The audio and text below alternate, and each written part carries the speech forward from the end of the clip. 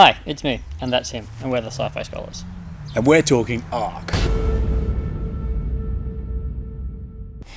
So, ARQ, which is spelled ARQ, which is standing for Automatic Recursive Quine, which is talking about its ability to just cause infinite loops, because a quine's a program that just outputs its own source code. So this is just talking about how it just keeps looping itself forever. Yeah. It's a Netflix movie, a Netflix original. Yep. Starring Robbie Amell. Yes. And a girl named Rachel Taylor, who's an Aussie. Yes. For all you Aussies playing at home. And for those that haven't realised, that chick is actually in Transformers. It took me a little bit to figure out. I'm sitting there going, what is she in? What is she in? Not the whole movie. I ended up just going, I've seen her in something. It's not coming to me. I'll watch the movie. Then at the end of the movie, I went, that's who it is. Yeah. Just for fun fact, for those that cared.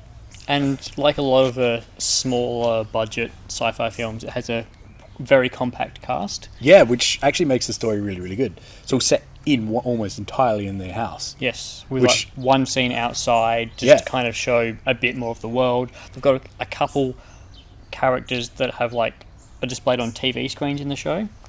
Yes. But they would obviously have filmed that once, and they just keep replaying that same footage for the actors, or the main characters, to watch. Yeah. It was an interesting story. I really enjoyed it. It's one of those stories that, because it's a spoiler, well, I don't think it's really that much of a spoiler, but time looping story, which I always enjoy. Like Groundhog Day is a great movie, and any take on that, like Edge of Tomorrow and stuff like that. Yeah, that's some of the really, really good movies. But they've done this one really, really well. Like there's a cool explanation for it, and then there's a cool extra twist to it at the end, and it differentiates a little bit and enough for it to be quite interesting. And then the story itself evolves, and I thoroughly enjoyed it. I thought it was great directional style. The production values were quite high, even though I don't know what the budget was, but it clearly wasn't a really high budget movie, but that's what made the movie good. Yeah. Sometimes a high budget can ruin a movie, and in this case, a lower budget would, obviously because it's keeping it within the one house and with very minimal actors, that keeps your costs down. Yeah, but didn't get a large cast and had to pay everyone small amounts of money. They got good quality actors that have been in high quality productions and have gone, we'll spend our money on things that count. Yes, which I thought was great. And then, even the visual effects that are in there are actually really well done.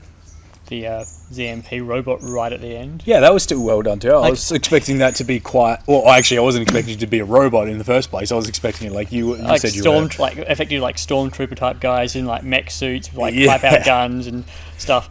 But no, it was just a robot. But it was, the visual effect of it was actually really quite good. I mean, yes, it was short, so you didn't get a good chance to try and actually tell it was bad or not. Yeah, but that's the other thing. Like, they made intelligent choices on what they were doing. Yes. They had to pay for some CGI for the ZMP, but by keeping that scene very short and using other shots from other perspectives in previous time loops and stuff. Yes. You saw the damage come in and stuff, but you only saw the ZMP in one of the loops, which meant you knew something was coming, you knew there was going to be what was kind of going to happen. Yes.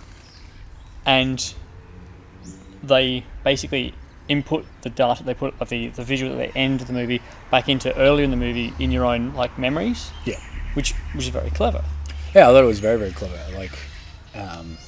One of the cool things I liked about it too was after they figured out they'd done 9 loops, and on the 10th loop, they figured out that this has actually happened thousands of times. Yeah. So massive spoiler there. They've done thousands of times with 10 loops. It wasn't just thousands of times. It was oh, hang on. There's because he could read it on his computer because the machine was the one that was making the loops. And he could read on his computer that actually registered that it had been looping, and then on the last one it failed, which is the time that one of the bad guys turned it off on the 10th loop, and then he looked at it and went, actually that failed, time has happened thousands of times, which means those 10 loops, or even more theoretically. Some loops with interruption might be more than 10 or less than 10 in that subsection, but there's been tons of stuff. The other thing I thought was really good about this is a lot of the like time loop movies are like moral reasons, like some being is deliberately resetting the day until you get it right. This was a piece of tech that loops like even if you got the it's called tech perfect. Like, even if you did everything you were meant to do for the day, it's going to reset if you don't turn the machine off. Like, the machine just doesn't care. Well, the idea of the machine was it was meant to be a self-sustaining... perpetual energy machine. Endless... and it was doing that. He figured out that it was doing it, but the way it was doing it was actually just looping time on itself to actually use the fuel cells again. So he didn't actually solve the problem of what he was trying to solve. Well, he did, but not in the way that he thought he had. Yeah, but... And it was just the fuel cell was just looping, and then it was going back, and The one thing I didn't understand is how he'd had the machine running in the past and had stuff, like, had time progressing in the past before the time loop started. Because they claimed it was because brother touched it. Or cousin or whatever. One of the like dudes. The guys who invaded his house touched it, but that doesn't explain the loop where the guy didn't touch it. Yeah. So something's gone wrong in the Well, I think that's what they theorized. He theorized until he looked at it and then realized that the fuel cells were depleting, and that's why the loop was repeating. But it doesn't explain how he'd had it in the past because he'd progressed through time. That is true. So, he did say that he had turned it off. Oh, okay. So maybe he just happened... He didn't have it on long enough. I don't know. They didn't explain that. They didn't go into depth of that. But so they left unanswered questions. Like which is what I liked about that. The way it ended, I really liked. And it was also interesting because it was basically mainly around Robbie Amell's character. Whenever he died, he would just wake up. But the interesting thing being, he had no idea what was going on, but the whole 3 hours and 14 minutes would play out until that time frame. And then, so it had, like, at first you're thinking, it's because he's died, and then that's why it's repeating. But then you figure out that it's not, and it just repeats at 3 hours 14 anyway. Yes. Regardless of what's happened. Which was like, so, and then like his various schemes on how to, like, I guess, game his time loop. He's like, because at first he's the only one who remembers. He's like, awesome, I can just keep doing this until I get it right. And then other people start remembering as well, and he's like, damn.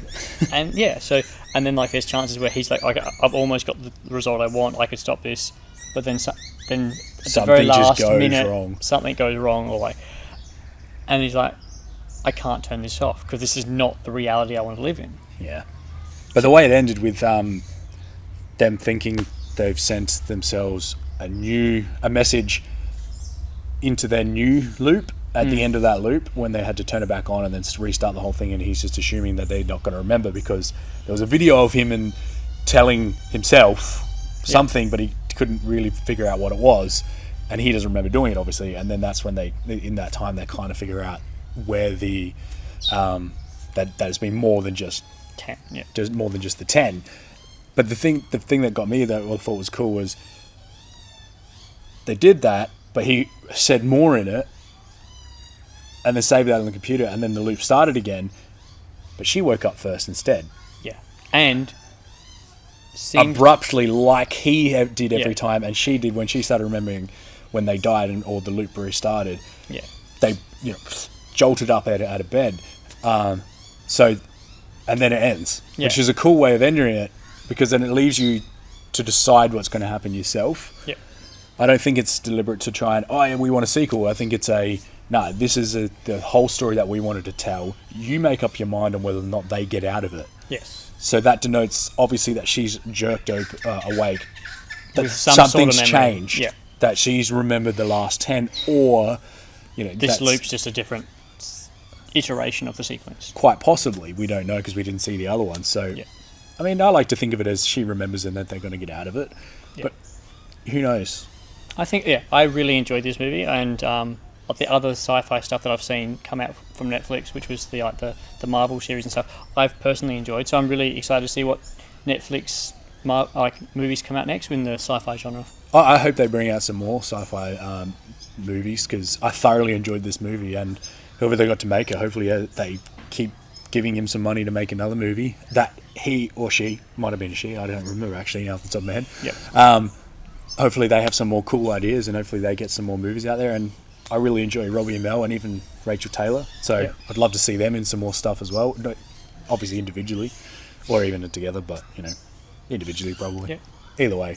So yeah, if you haven't seen it, sign up for your, I guess, Netflix trial. Because that's what we did. Get your Netflix trial, check it out, support upcoming science fiction stuff, and Yeah, thoroughly enjoyed the movie. Recommend to watch if you haven't watched it.